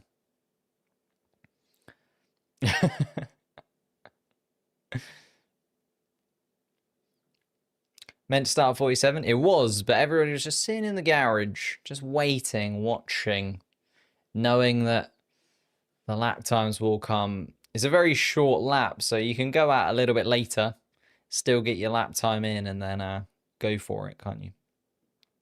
But we are 2.5 minutes, just over, left in the session. Lando Norris still top of the timing sheet right now, but we're really looking at that bottom 5. Albon needs to improve. Behrman, Alonso, Bortoleto, Colapinto are the 5 drivers that are looking for lap time if they're going to be able to get themselves through. Have I seen the F1 movie? I haven't. We were just talking about this. I really want to. Maybe I'll try and see it this evening if I can. But I know Sarah's seen it. Oh, Sarah's literally just said it. Sarah's seen it. Ollie Behrman improves through the first sector. He's about 10th up on Pierre Gasly's time. Alex Albon is still in the pit lane by the looks of things. Is Albon even coming out? Yeah, he is coming out. It's still in the pit lane. Behrman improving. Alonso is out there as well. Oh, God. It's going to be so tight for these 5 drivers. I think Norris, Piastri, Leclerc, Hamilton are pretty safe. Verstappen you could throw in there as well. Although 0.6 of a second off the lead, maybe not. Everyone kind of backwards. Does need a little bit of lap time just in case, as Gabriel Bortoleto is improving by 3.5 tenths to Pierre Gasly's time in 10th at the moment. And it is very tight indeed in that top 10. Hadjar improves, goes 6th fastest. Behrman does get himself into the top 10. He's 8th at the moment. That puts George Russell and Kimi Antonelli in a curious position, as Gabriel Bortoleto just goes 3rd fastest of anybody. I thought he was going to slot in behind the Ferraris. Goes even better than both Ferrari cars by 0.03 of a second. Gabriel Bortoleto has found a little bit of pace this weekend. Somebody's reminded him he's a Formula 2 champion. Kimi Antonelli is improving through the first sector, but not by a tremendous amount, considering his teammate George Russell is ahead of him by 0.3 of a second as the times stand, and George Russell is actually behind him on the racetrack. Russell just coming through turn 3 now. Russell, though, is going to hit quite a little bit of traffic here. Bortoleto, Behrman, Hadjar, all in the way, as he's going to be coming through the middle part of the lap. Here comes Liam Lawson. Lawson improves, goes 7th fastest. Colapinto comes across the start-finish line. Doesn't improve unless Colapinto's now starting his flying lap. Yeah, it must be now starting his flying lap. So Colapinto coming across the line. Albon as well, starting his flying lap now.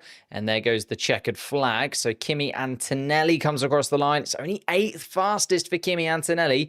6/10 off of the pace. George Russell improves, goes 5th fastest. Kimi Antonelli then drops down into 9th. I did say I was worried about one of the Mercedes not getting through into the top 10 right at the beginning of this stream. Kimi Antonelli's looking ever closer to being that man. Isaac Hadjar's come back into the pits. He's unfortunately going to be out. So is Behrman.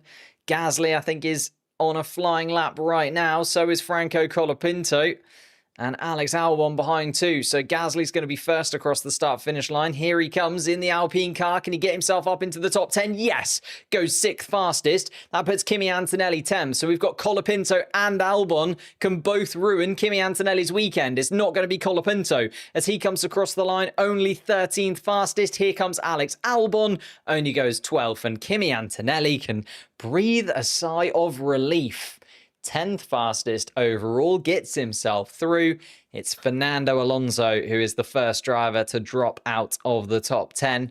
He'll start in 11th place tomorrow. Alex Albon beside him. Isaac Hadjar in 13th place. Franco Colapinto in 14th. And Ollie Behrman is the slowest of the drivers in Q2 there. He'll start in 15th. He'll be beside Lance Stroll, Esteban Ocon, Yuki Tsunoda, Carlos Sainz, and Nico Hülkenberg were the 5 drivers that we lost before. Gabriel Bortoleto, take a bow. Quicker than basically anybody who is right. Well, I suppose Gasly matched him. Gasly did match him. Lawson up into the top 10 as well. So the drivers that you'd expect. Obviously, Yuki Tsunoda still opening the door to the midfield teams. So 3 midfield drivers kind of jumping up into the top 10 where you'd expect there to be 2. But Lawson, Gasly, and Bortoleto is not usually the 3 that we have had in the top 10 this season. You know, you've got some big hitters missing out there. Albon's been pretty consistently in the top 10. Hadjar's been pretty consistently in the top 10. Ocon has had a really, really solid start to the season as well. I just think Bortoleto absolutely cooking, as the chat is saying, but Gasly and Lawson also starting to maybe turn their seasons around after having pretty horrible start to the season for Liam Lawson in particular, right? And he deserves, I think, at least something going his way. I do still feel a bit sorry for Liam Lawson in everything that's happened. So I'm glad that he's got himself up there and looking very, very good indeed for you guys if you're Liam Lawson fans. Antonelli, though, 10th place. Here we go, then. What do we think? Remember to like the stream, as Sally's just said. Thank you, Sally. Yeah, do hit the like the stream. Let's see how many likes we are on. I reckon we're doing pretty good today. It looks like the stream's doing some decent numbers beside me. Nearly 1,000 of you watching live in the chat. You could all hit the like button. It's completely and utterly free, and all it does is help out me massively, especially as the channel needs to get up and running again after a little bit of a hiatus whilst we were sorting out life. Sad for Yuki. Yeah, it's a bit disappointing. Yuki should be cut last year. Instead, he was moved up. I don't know about that. He was very, very good, Yuki Tsunoda, last year. Like, the whole reason he earned himself a contract extension was because he was absolutely sublime in the first, 5-6 races before Canada. Like, Yuki Tsunoda was one of the best drivers on the Formula 1 grid for the sort of opening third of last season. Fell off a little bit. I think the RB car is slightly to blame for that, but I think it was a tough decision when they had to decide between Yuki and Lawson, and then they changed their minds anyway. So it's been a bit of a weird start to the year, unfortunately, for the Red Bull drivers. Oh, and Max Verstappen complaining about the Ferrari. Didn't see which Ferrari it was. Gabriel Bortoleto, though, on the radio, ecstatic with that lap time. He knows that that is a big, big step in his career. Why the yellow flag? Not sure, actually. The session hasn't started yet. Sometimes there's yellow flags because marshals go out onto the track and things like that as these sessions are swapping around. No one will perform in that second seat? Yeah, I know what you mean. As I said, I think Yuki has tried both ways, right? He's tried to drive like Max Verstappen. That didn't work. So then he's tried to adapt the car to him. That's not working. I think he's running out of options inside of that second Red Bull seat as Yuki Tsunoda. He's finally on the same specification as Max Verstappen, but even that hasn't really helped, so... Oh, what do I think about the Max Verstappen Mercedes talks? Yeah, I was going to get your guys' opinions on this because George Russell, well, wasn't very cryptic at all, really, was he? You know, George Russell's being asked about his contract. He's being asked about next year and whether or not he's going to stay with Mercedes and what his plans are. So we were like, oh, yeah, that's interesting. Let's see what George says from his side of things. And actually...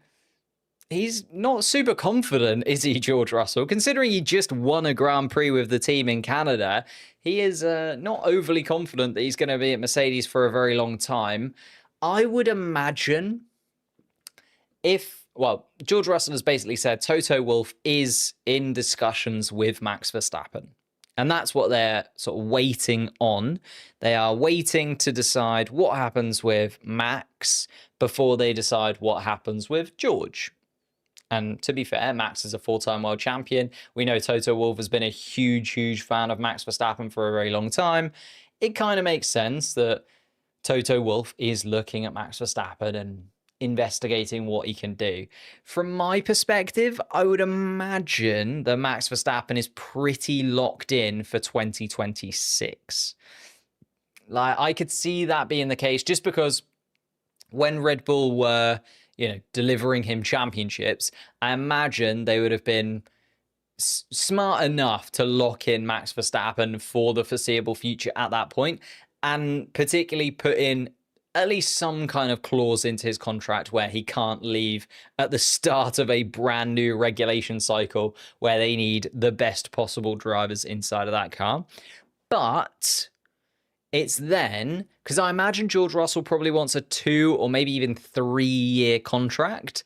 But if Max Verstappen is available in 2027 and Mercedes can come to some kind of agreement around the 2027 season, possibly, 27, 28, because Max will only have a couple of years left on his Red Bull contract, then I could see that being a little bit of a turning point. And therefore, if Max Verstappen can come to Mercedes in 2027, they'd only really want to give George Russell a 1-year contract.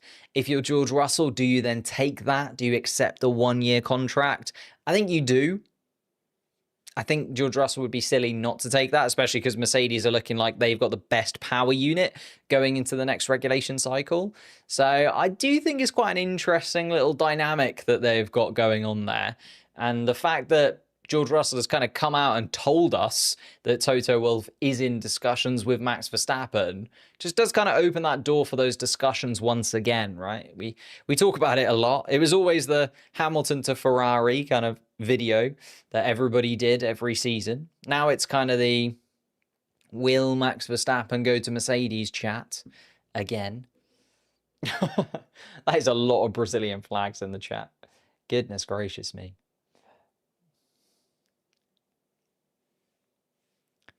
Toto said, George and Kimi are the perfect team, but it's obvious he's interested in having a 4-time world champion. Yeah, that's the thing, right? As a team principal, you're never going to say that your driver is terrible. Okay? Like, Toto Wolff is never going to come out and say Kimi Antonelli and George Russell is a bad driver pairing. Of course not. That's just a terrible thing that he could say at that point in the season. So it's always going to be the case that he's going to say, we've got a good driver lineup.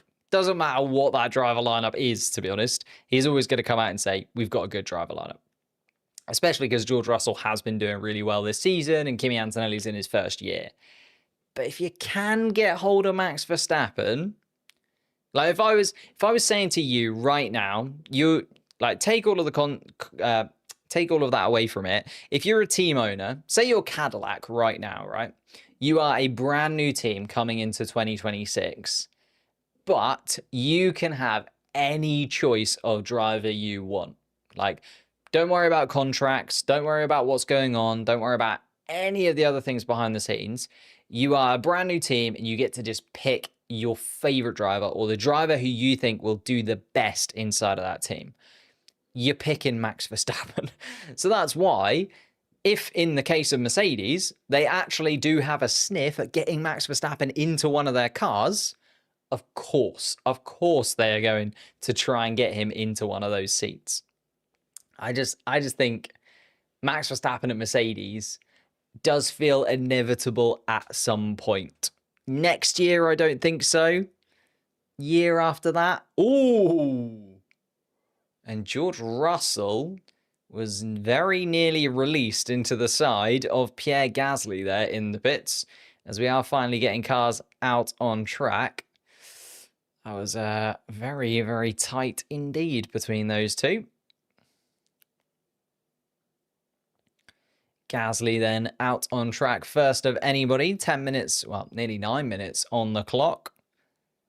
Lando Norris also making his way out. So Gasly is going to be the first driver to set a flying lap time, but Kimi Antonelli just behind, and then the two drivers we're really keeping an eye on. Oscar Piastri has come out in front of Lando Norris. So that's going to be the interesting one there, isn't it? New sets of soft compound tyres for both.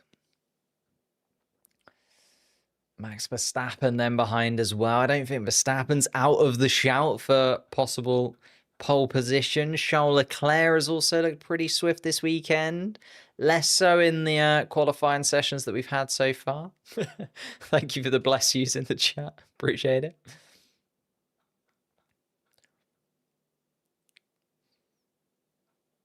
I think Bottas is reasonable, but why Perez over someone like Leclerc? Yeah. Ooh. Oh, it was Max Verstappen. I thought it was Gasly who... Oh, God, it's chaos in the pit lane, actually. As Max Verstappen was trying to make his way down the pits. Nearly got wiped out by George. Then nearly got wiped out by... I think it was an RB ahead, so that would have been Lawson. Goodness. Here we go, then. Piastri. Brand new tyres. Here he goes. Lando Norris just behind, so keep an eye on those two times. Kimi Antonelli quicker than Gasly through the first sector, and actually Antonelli quicker than Piastri. So Piastri slower than the Mercedes through the first sector. What's Lando Norris's first sector time looking like? He is a 10th up. So Lando Norris is a 10th of a second up on Oscar Piastri through the first sector. Piastri needs to make up some time then, coming down through the hills. Turn 5, 6, 7, and 8 are so crucial here. The twisty, difficult part of the circuit. Piastri has gone quickest through that middle part of the lap. Let's see what Lando Norris's middle sector is like in comparison to his teammate. Is quicker once again. So Lando Norris, 2 sectors out of 3. He's quicker than Piastri. It's looking like a done deal right now, unless Piastri can do something sublime in the final sector. It's a 1 minute 4 second 0.5 from Piastri, but it's looking like it's going to be quicker from Lando Norris. He was a 10th of a second up on his teammate through the middle part of the lap and finds 2.5 tenths of a second, which is a lot considering how short this lap is. Lando Norris sets the marker down. Piastri has got some work to do if he wants to get in front of his teammate going into pole position for tomorrow's Grand Prix. Here comes Max Verstappen, 6 tenths of a second off the pace. Still slots into third, but not a sublime time from Verstappen. Here comes Leclerc. Surely will go quicker. Goes quicker than even Piastri. Still 2 tenths of a second off the time, but 6 hundredths of a second, quicker than Piastri there. Charles Leclerc goes second fastest of anybody. And it's those 4 at the top that I was considering for pole position. Lewis Hamilton then also displaces Max Verstappen. Hamilton has entered the discussion pretty significantly. Verstappen then behind, now goes slower than Russell as well. Russell slots into 5th place, drops Verstappen down into 6th. That puts Antonelli 7th. Bortoleto did better than Pierre Gasly by 3 tenths of a second. And Liam Lawson abandoned the lap and is now pulling into the pit lane. So, after the first flying laps from everybody involved, Lando Norris takes provisional pole. Charles Leclerc would be beside him. And it is a McLaren-Ferrari 1, 2, 3, 4. This is what we were expecting at the beginning of the season, wasn't it? You know, the 2 Ferraris being level pegging with the 2 McLarens. A little bit late in the year for it now, but the team in red are mixing it in with the papayas. George Russell then behind him 5th. I think Verstappen will be very frustrated down in 6th. I think he knows that there's a lot more time to find inside of that Red Bull. Kimi Antonelli then in 7th, as you'd kind of expect him to be, considering the challenges ahead of him. And Bortoleto, best of the rest, Gasly and Lawson slotting in behind. Bortoleto has just found himself, don't know whether it's this track or whether they've found the upgrade that finally clicks with Gabriel, but he is absolutely on it today, isn't he, Bortoleto? Doing a fantastic job inside of that Steak Sauber. George Russell, let's watch him being released. Ooh.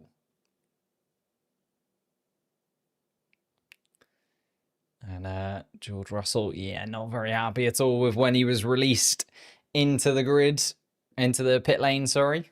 Liam Lawson also tried to sneak in, but didn't manage to do so. And Lawson didn't even end up setting a full time.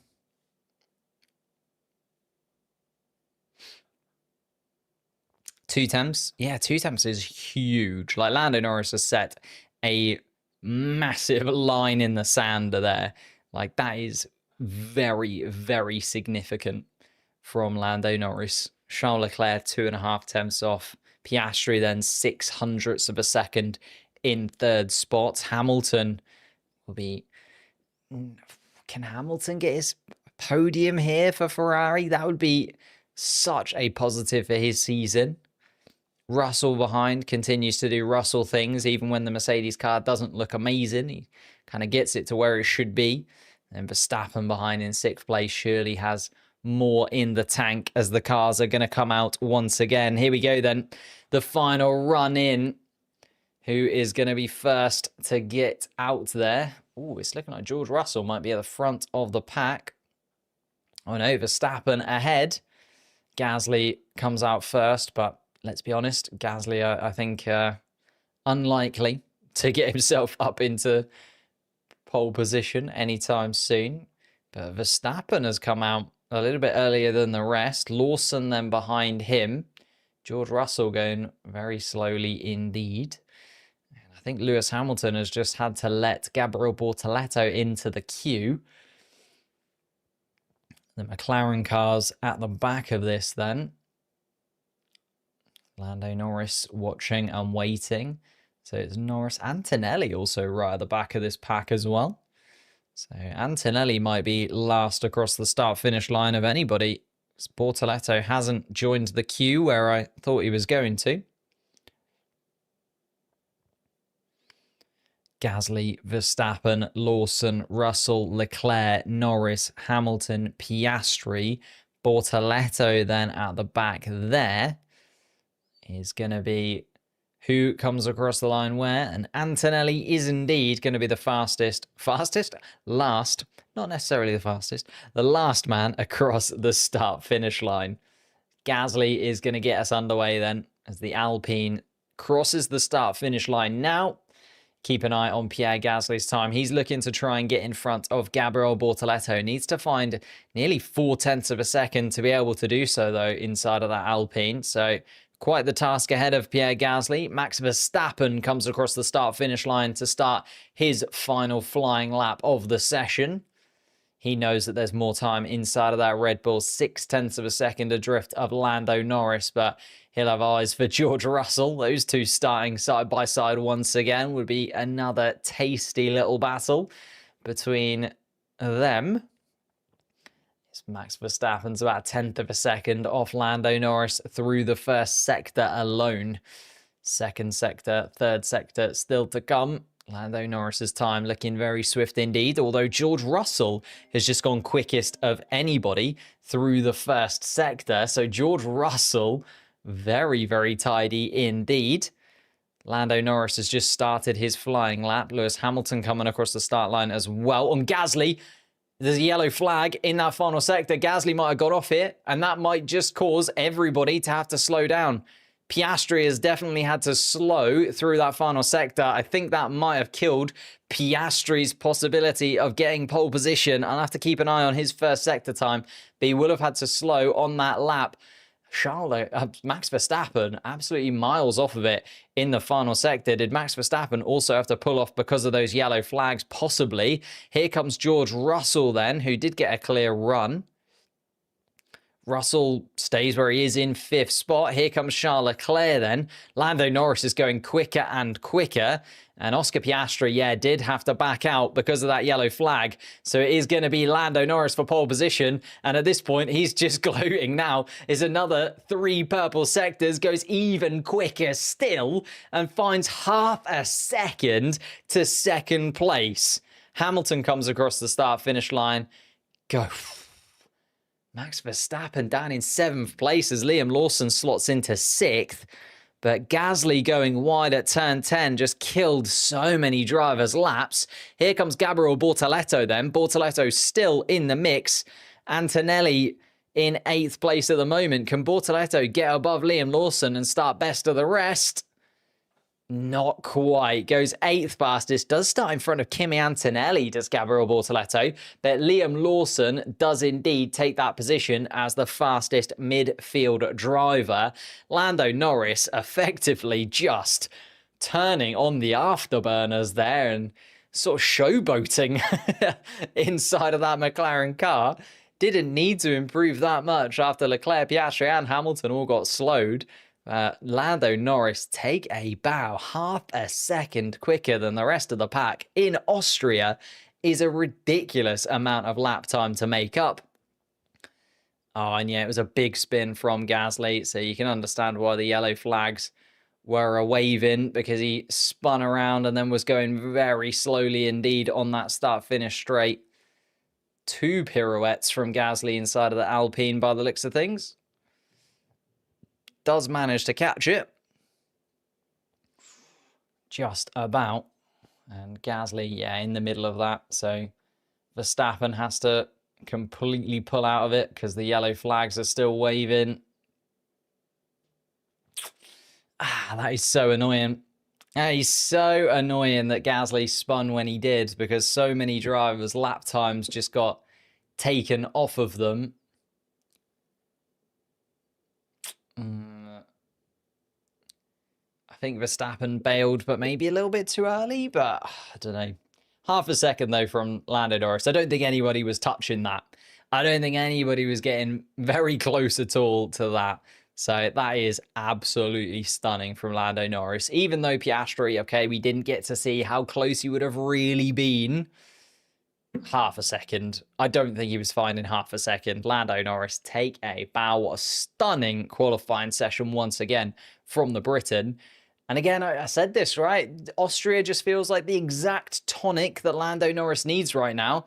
After Canada, the disappointment of that, come to a track where you know you're quick, you've got consistency, you've done well here in the past, should have won here last year, picked up podiums here in the past as well. Lando Norris knows Austria. It's a track that really does suit his driving style. And I think tomorrow, he's got to be a favourite for the win. I know that he's just taken pole position. That's pretty easy to say. But even before, has to be top of the sheets. But Charles Leclerc getting in the middle there, just causing Piastri a little bit of a headache when it comes to that Drivers' Championship. Piastri won't mind his teammate winning as long as he's in 2nd place. But any further than that, it's just a little bit frustrating for Piastri. 3rd place he will start tomorrow. Hamilton starts in 4th. Russell starts in 5th. Liam Lawson starts best of the rest, and actually the fastest Red Bull in 6th place. Max Verstappen, his old teammate, I was about to say his teammate, no longer his teammate, starts in 7th place. Gabriel Bortoleto, his first Q3 appearance, stunning from him. 8th place, ahead of a Mercedes and Kimi Antonelli, and Pierre Gasly will start just inside of the point scoring places. The 5 drivers that we lost in Q2, Alonso and Albon will start in 11th and 12th. Hadjar and Colapinto will start in 13th and 14th. Ollie Behrman, the final driver to drop out of Q2, will start 15th, and the first driver to drop out of Q1, Lance Stroll will start in 16th place. It's then Ocon and Tsunoda on the penultimate row of the grid, with Carlos Sainz and Nico Hülkenberg starting at the back of the pack.